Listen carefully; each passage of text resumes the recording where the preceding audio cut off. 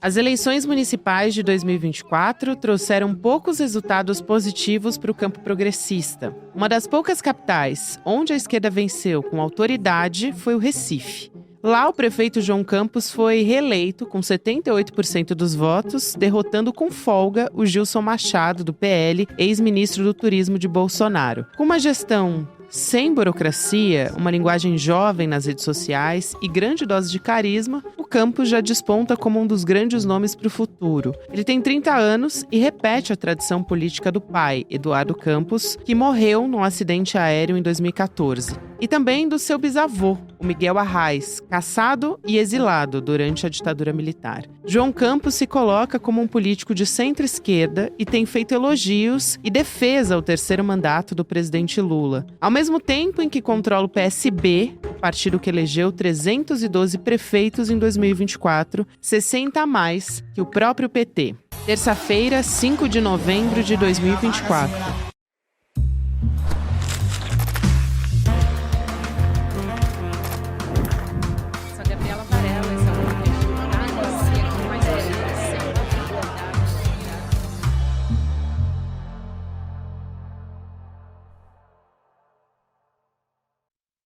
Olá, seja muito bem-vindo, seja muito bem-vinda. Eu sou a Gabriela Varela e esse é o Videocast em Detalhes.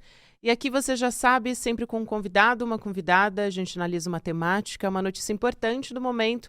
Hoje a gente vai falar sobre um personagem específico das eleições municipais de 2024, que é o prefeito reeleito de Recife, o João Campos. E eu vou conversar com a jornalista, também colunista, Betânia Santana. Betânia, obrigada por aceitar nosso convite, seja muito bem-vinda. Sou eu que agradeço, Gabi. Muito obrigada a vocês.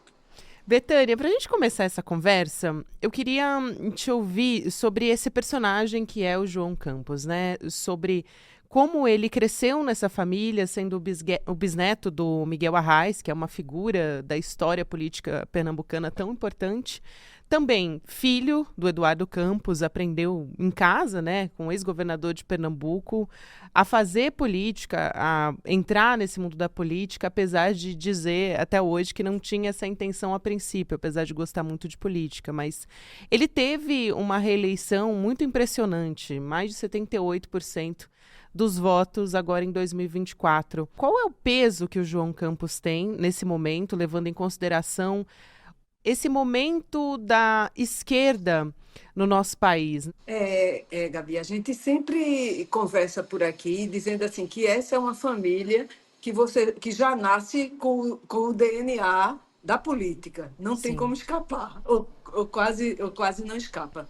E o que aconteceu com o prefeito João Campos é uma trajetória, assim, como você colocou, que embora ele diga que sempre gostou muito, mas ele viveu nesse berço o tempo todo, né? Já nasceu com avô, bisavô, com o pai, sempre com o viés político muito forte. Então, ele foi chefe de gabinete, né, no governo do estado e depois foi eleito deputado federal com uma votação estrondorosa na época, mais de 400 mil votos, assim, por Pernambuco. E aí a tendência foi sempre crescer. Teve dificuldades, teve uma eleição dura para prefeito do Recife em 2020, onde ele disputou com a prima Marília Reis pelo PT, ele pelo PSB. Hoje eles estiveram juntos, né? Estão juntos. E teve uma reeleição muito tranquila. E assim, mais do que isso, embora ele nunca admitisse, mas foi uma reeleição já esperada. E a gente aqui comentando nos meios políticos, jornalísticos e tudo, ainda se levantava a possibilidade de ele chegar a mais de 80% dos votos no Recife. Mas 78% já o credencia a ser esse líder com perfil nacional, inclusive, sabe? Foi bem impressionante mesmo o desempenho dele nas urnas desse ano. Foi muito impressionante e acho que como você disse, né, Betânia, é indissociável fazer essa comparação da imagem do João Campos, porque ele tem essa herança, ele é um herdeiro político da família Arraes Campos, né, que tem inclusive uma briga histórica que mudou um pouco o cenário com o pai do João Campos, o Eduardo, mas Dentro dessas características, o que que você destacaria que ele herdou de mais relevante, talvez, essa figura de como ele atua hoje? E claro que ele tem um jeito muito próprio também, porque está muito atualizado com o seu tempo, né? Um político do seu tempo que Uhum. tem um destaque nas redes sociais, mas como era a popularidade do bisavô dele na época, que era muito forte, e do pai dele também. Ele tem, apesar de estar muito presente nas redes sociais, também essa característica do corpo a corpo nas ruas também, né? Com os eleitores. O, a rua dele é tão forte quanto as redes. O que as redes sociais mostram é justamente o que ele vive nas ruas. E, Gabi, eu te digo isso com muita tranquilidade, assim, porque a gente tem acompanhado muito a agenda dele. Tanto a agenda administrativa, a agenda de entregas, a agenda que onde ele entrega escolas, entrega creches, entrega unidades de saúde, praças, que tem sido muito forte dele, parques, qualquer coisa que ele faça, vira uma festa. E a gente tem acompanhado muito algumas dessas agendas, e também durante a campanha a gente acompanhou, seja para fazer matéria, seja só para observar como é como é essa chegada dele, né? Como é que o povo abraça, como é que ele abraça o povo, como é esse acolhimento. E é uma coisa forte de ver. Eu não acompanhei a trajetória do avô dele, a não ser por leituras. Também não acompanhei muito as agendas do pai. Mas o que eu posso te dizer, e o que todo mundo diz, é que essa herança é forte, fortíssima, e que tem histórias muito engraçadas nas ruas. Quando ele chega, o povo fica esperando. Na verdade, o povo fica esperando. E aí eu disse assim, eu vou acompanhar, porque não é possível que em nenhum lugar ninguém faça críticas, ninguém reclame da atuação, ninguém faça cobranças. Como é que se dá esse perfil de João Campos prefeito, João Campos candidato, junto a essa população? Aí eu fui transitar por várias áreas, zona oeste do Recife, zona norte do Recife, a zona sul, nas áreas mais pobres especialmente, e a área central também. Aí um dia ele foi fazer uma... Ele teve dois momentos assim marcantes. Um, ele foi fazer uma entrega de um quiosque numa uma avenida aqui chamada Brasília Formosa, de um bairro que tradicionalmente é petista, muito forte, porque era uma área de palafitas e que era uma favela imensa, e que com a ação petista foi no governo de João Paulo, e o presidente era Lula. Eles deram uma cara nova à comunidade. Então, deixou de ser uma área de palafitas para ser uma comunidade. Aí estava todo mundo enlouquecido, esperando João Campos. Era a entrega só de um quiosque, de uma reforma grande que a prefeitura fez na orla. E foi uma festa, e estavam lá os barraqueiros, gente da comunidade, gente articulada, alguns políticos, alguns vereadores. E aí tem uma amiga minha que morava na área e ela disse assim: ai, Beta, só as comunidades mais pobres que fazem isso com o prefeito. Aí eu disse: será? Será mesmo que é só nas comunidades mais pobres? Aí, nesse mesmo dia, ele tinha uma agenda em um outro bairro, que era um bairro mais classe média alta, chamado Madalena, aqui na zona oeste do Recife. Ele foi entregar uma praça da infância. Aí eu disse, sabe o que é que eu vou fazer agora? Eu vou para esse bairro para ver como é que está a receptividade lá também. Oh, Gabi, a receptividade foi a mesma, para uma proposta diferente, e de públicos variados. Assim, tanto faz crianças, jovens, adolescentes, é muito acolhedor, idosos. Todo mundo estava no bairro da Madalena esperando o prefeito João Campos, na mesma festa, com a mesma alegria que se esperou e que se acolheu lá no bairro de Brasília Teimosa, que é um bairro na Zona Sul, mas um bairro mais pobre, de um outro nível, né? Uma classe média baixa, assim. Então, assim, a gente foi observando o quanto ele é popular. E teve um outro episódio, e aí eu também presenciei, ele foi andar pelas ruas centrais do Recife. Quando ele entrou pelas ruas centrais, eu digo, quero só ver. Ele inaugurou uma praça que estava bem acabadinha, era a Praça Maciel Pinheiro, onde fica o busto e fica em frente onde a escritora Clarice Lispector, ucraniana, né? Mas que viveu aqui no Recife. E aí tem em frente à praça a casa de Clarice, que inclusive vai ser reformada. Ele inaugurou essa praça, saiu andando pelas ruas centrais do Recife, atravessou pontes e tal, e chegou do outro lado de uma das pontes, né, numa rua chamada Rua Nova. E aí, ele transitando, aí eu disse, não é possível que ninguém faça nenhuma cobrança. O povo só quer selfie, É quer beijo, quer impressionante. entregar carta. É impressionante. Aí, nessa rua, por onde ele estava passando, e o povo gritando, aí um senhor reagiu dizendo assim, é, todo mundo só quer tirar selfie, abraçar o prefeito, eu quero é que ele cuide, e libere a ponte giratória. A ponte giratória está em reforma há um bom tempo, há mais de um ano. E foi interessante perceber, porque com a reforma dessa ponte, ela foi interditada e o trânsito mudou muito. Agora a cidade já está mais adaptada, mas foi uma mudança grande no trânsito da área central do Recife. E aí esse senhor bem irritado. Aí eu disse assim, ele falando para mim, aí eu disse, e por que o senhor não reclama a ele mesmo, ao prefeito? Ele está vindo aí, fale com ele, né? Porque até para ver qual seria a reação. Tô bem Aí ele, curiosa. e ele vai, e ele vai ligar para isso, ele vai ligar para mim, eu digo, faça. Aí nisso o prefeito vinha, né? O prefeito vinha chegando e ele abordou o prefeito e disse assim: eu estou muito irritado. Aí ele parou tudo para ouvir aquele senhorzinho, depois de várias selfies. Aí o senhor explicou, não, porque. Aí ele foi. A ponte giratória está aí, o trânsito está um inferno, a área central está um inferno.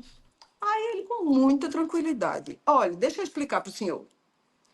Essa ponte, a gente foi fazer a manutenção normal, como a prefeitura tem feito na maioria das pontes da cidade. E aí, no processo de manutenção, a gente descobriu, explicou tudo. A gente descobriu que ela estava precisando de muito mais do que naquele momento a gente podia fazer. Precisava-se de um projeto estrutural, parará, porque as dificuldades eram maiores, não sei o que lá, não sei o que lá. A manutenção ia ser muito maior. Aí, por isso, não sei o que, não sei o que lá. Aí, daqui a pouco, sabe o que aconteceu, Gabi? Estava o senhorzinho pedindo uma selfie com o prefeito João Campos. Olha Assim, só, o é, plot é twist da história, né? É isso. muito interessante como ele reage a essas críticas também. Acho que as pessoas talvez que estejam nos acompanhando, porque foi um fenômeno tão grande o João Campos, né, Betânia, que muita gente foi assistir a entrevista dele no Roda Viva e se surpreendeu com a tranquilidade com que ele estava dando as respostas ali. Ele foi indagado bastante, não só sobre ele como uma figura tão preeminente, mesmo tendo só 30 anos de idade, né, já como cabo eleitoral até, mas também pensando no futuro, né? Até você foi uma das jornalistas que perguntou sobre a possibilidade de ele ser um candidato aí futuramente. Eu pergunto também, lá no passado, quando o João Campos foi eleito prefeito pela primeira vez, a revista Piauí fez um perfil dele. Isso foi em abril de 2021. E aí eu fui reler antes da nossa conversa para ter uma ideia de qual era a postura dele naquele momento. Eu achei muito interessante porque os adversários políticos dele já diziam, lá em 2021, durante a Covid, ele já acompanhado da equipe dele de redes sociais, inclusive saíram matérias dizendo que a equipe é a mesma que fez a campanha eleitoral agora, claro, talvez um pouco mais robusta, mas é uma equipe muito antiga que já conhece, já acompanha o trabalho dele. Os adversários políticos diziam justamente que ele continuava em campanha eleitoral, mesmo depois de ter sido eleito. Então, achei interessante esse fenômeno. E eles foram atrás de conversar com figuras políticas de Pernambuco, como, por exemplo, o ex-senador Armando Monteiro. E uma das críticas do ex-senador era, nessa época, né, era esse sistema oligárquico que é velho, apesar de ele ser um rosto novo dentro dessa política, né, que surgiu com a morte do pai dele. Esse senador disse na época que via risco de desgastes futuros para ele, por conta dessa questão das críticas, né, desse projeto hegemônico da família. Eu pergunto se você vê esse risco E como que você acompanha, né, essa, vamos dizer assim, tem uma certa dualidade que é um rosto novo com um projeto oligárquico velho. Vou usar aqui os termos justamente que o Armando usou nessa entrevista para Piauí. Tá. Vê só, Gabi, eu não sei, eu não vejo hoje, analisando hoje, esse desgaste. Eu Se não sinto fortaleceu esse muito, né? desgaste. Ele se fortaleceu demais, demais, demais. E por onde a gente anda, veja, é o meu olhar empírico, né, de jornalista, de repórter, né, que tenho acompanhado. Não fiz levantamento, não tenho pesquisa, não tenho base que não seja o olhar que eu vejo das pessoas E o também, resultado né? das urnas, né? E o resultado das urnas, sabe? Algumas pessoas da oposição criticaram, ainda na reeleição agora, porque as capitanias hereditárias em Pernambuco não vão acabar, os campos vão sobreviver, os arrais, os Andrade Lima, né? Porque a mãe dele é Andrade Lima também. Aí você se pergunta, sim, e qual vai ser a outra vertente? A governadora, hoje, a atual governadora, que é Raquel Lira, é também de uma família tradicional, que são os Lira, sabe? Então, assim, esses grupos se fortalecem e o que talvez não seja muito saudável, mas qual foi a reação das outras linhas partidárias diante disso, sabe? Dos grupos não oligárquicos, talvez. Entram sem força? Entram sem força. E depois de uma reeleição como essa, de 78%, ninguém nem levou em consideração. É a maior prova de que o eleitor não levou em consideração isso, sabe, Gabi? O que ele quis foi reeleger João Campos, porque João Campos tem feito entregas e porque João Campos é muito popular, seja nas redes sociais, seja na presença física. Eu não vejo, pelo menos por enquanto, nesse cenário, nenhum desgaste provável por causa disso. A não ser que haja um outro problema, alguma denúncia, alguma coisa que não esteja no script hoje, que aí possa mudar o rumo desse cenário, sabe? Por isso, não vejo, não. Isso é muito interessante que você traz, e aí eu aproveito para trazer um pouco, talvez, o cenário em outras capitais, né? Porque, por exemplo, o João Campos foi esse fenômeno e até apoiou no segundo turno algumas candidaturas. A própria Natália Bonavides, lá em Natal, que apesar de não ter vencido nas urnas, ela foi alçada também a esse novo rosto progressista, também muito importante, foi colocada, né, no cenário nacional e muito fortalecida, ela sai maior do que ela entrou nessas eleições.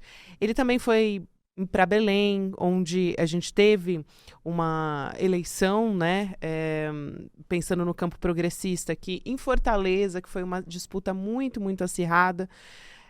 E aí também já, mesmo nesse momento assim tão jovem, já uma espécie de cabo eleitoral ali, usado, utilizando a imagem dele como um prefeito com muita votação, com muita relevância, não só nas redes, mas também nos votos, né, como a gente viu se concretizar nesse primeiro turno, para alçar essas novas lideranças, né, progressistas. Então, eu pergunto o que a esquerda, de maneira geral, porque houve até uma lavação de roupa suja pública, né, entre o PT, por exemplo, a Gleisi Hoffmann com o ministro Alexandre Padilha, a respeito de o PT estar numa espécie de zona de rebaixamento. E o João Campos, ele surge como um contraponto. Quais são, talvez, na sua avaliação, o que o campo progressista pode aprender com uma liderança como João Campos, né? O que ele trouxe de novo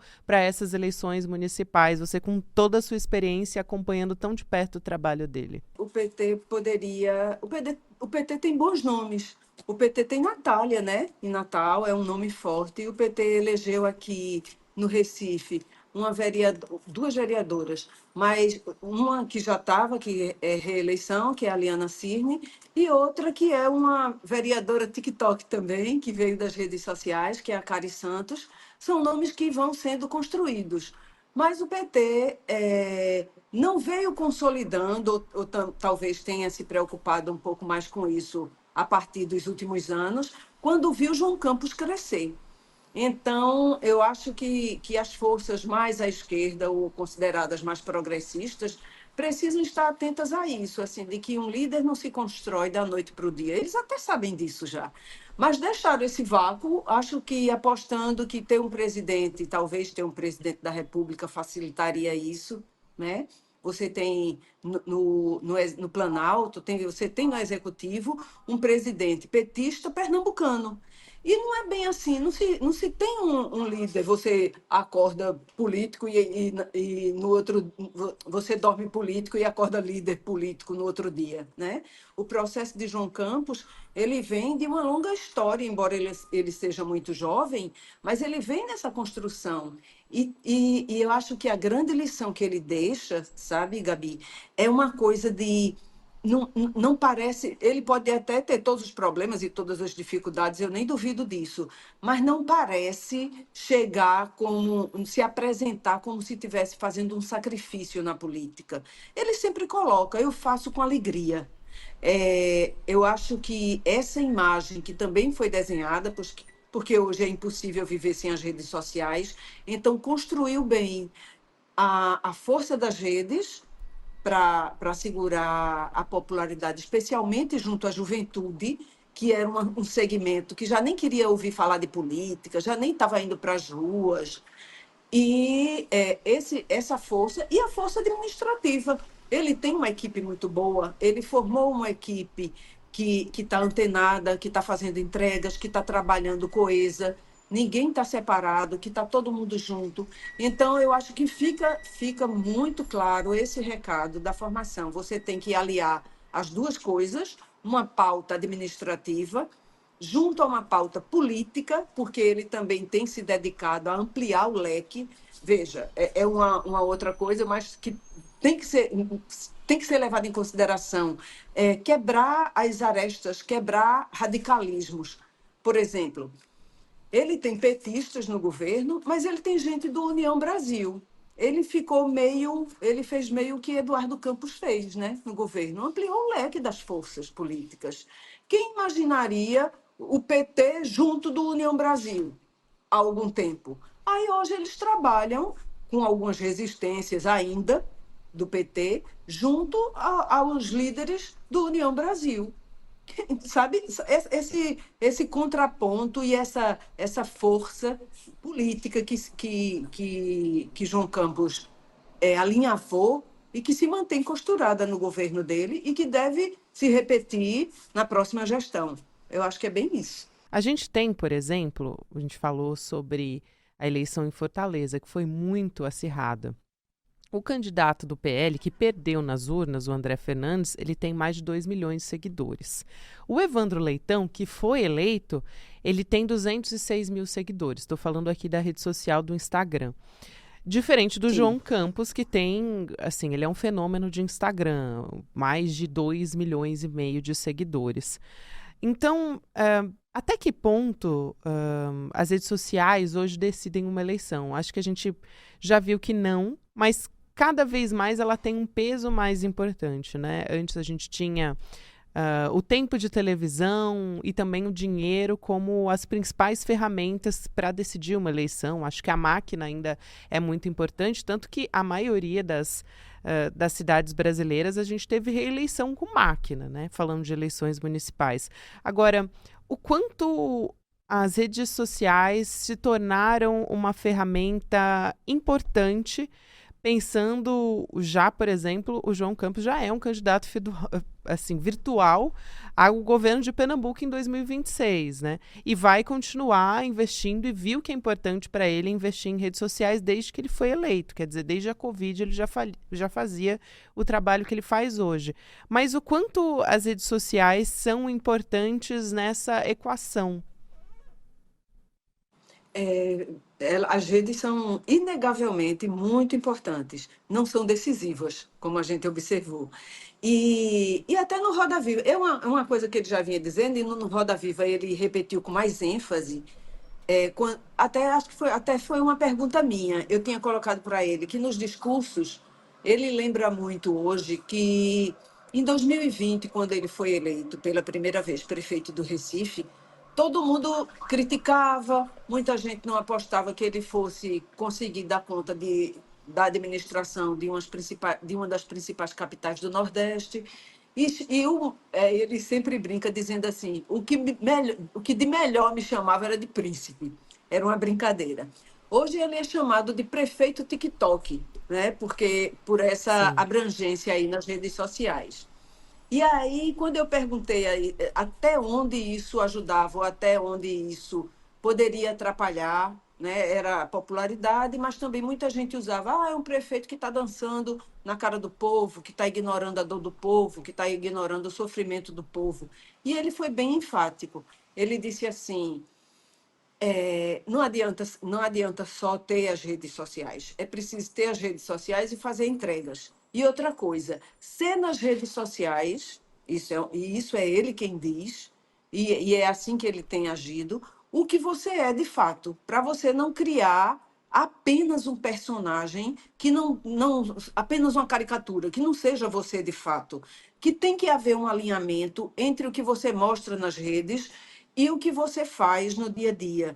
E, por exemplo, ele até brincou dizendo assim: se você é uma pessoa séria, use as redes sociais com seriedade. Se você é uma pessoa que brinca, use as redes sociais e brinque. Então, Sim. assim, o recado dele naquele momento foi: sem rede social não dá para viver. Sem rede social não dá mais para fazer política onde quer que você esteja. E sem redes sociais, onde você seja você mesmo, onde você se coloque. Eu achei isso bem importante, sabe, Gabi? Porque os estudos realmente apontam assim a força das redes, mas ela nunca foi decisiva.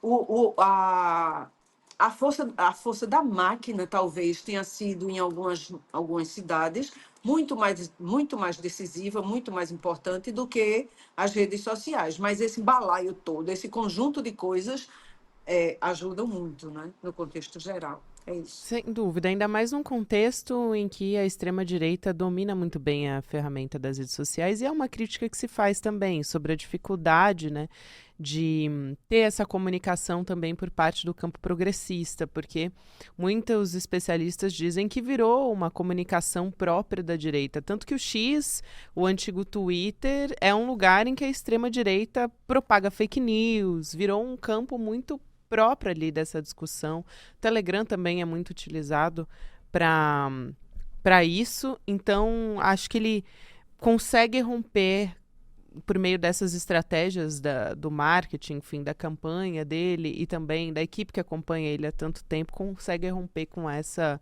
estratégia que ele utiliza. Betânia, é um prazer te ouvir, conversar com você. Quero muito te agradecer aqui pela sua presença no ICL e no Em Detalhes também. Ô, Gabi, eu que agradeço e estou sempre à disposição, se precisarem, no que der para ajudar, que a gente traz a experiência de rua para ir fazer essa troca aí com o pessoal. Com certeza, é fundamental e a gente se fala em breve. Obrigada e parabéns pelo seu trabalho. Obrigada a Acompanho. você. Quero lembrar você, aproveitar que a gente está chegando aqui no final desse episódio, que a gente vai ter uma nova formação do Empreendedor Mestre.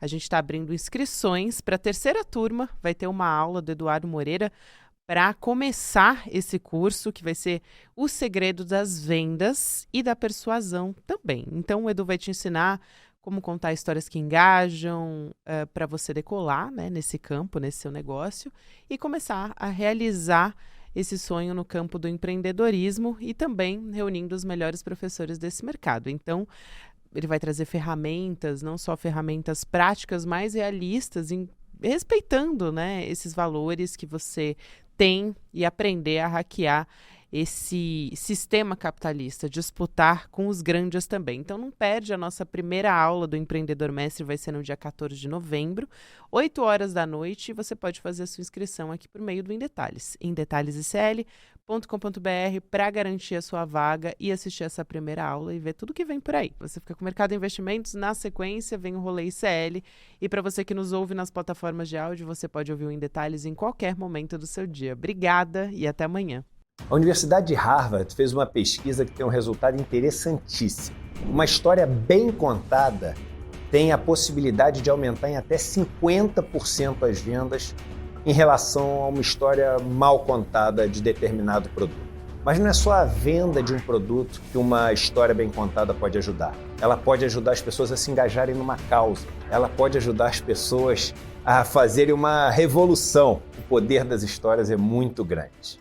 E é por isso que no dia 14 de novembro, uma quinta-feira, às 8 horas da noite, no horário de Brasília, a gente vai lançar a nova turma do Empreendedor Mestre com a aula O Segredo das Vendas e da Persuasão. Como contar uma história que pode melhorar suas vendas, melhorar o engajamento das pessoas e te fazer alcançar o seu objetivo. Se inscreva agora gratuitamente nessa aula histórica e imprescindível. E no dia 14 de novembro a gente está junto. Um abraço.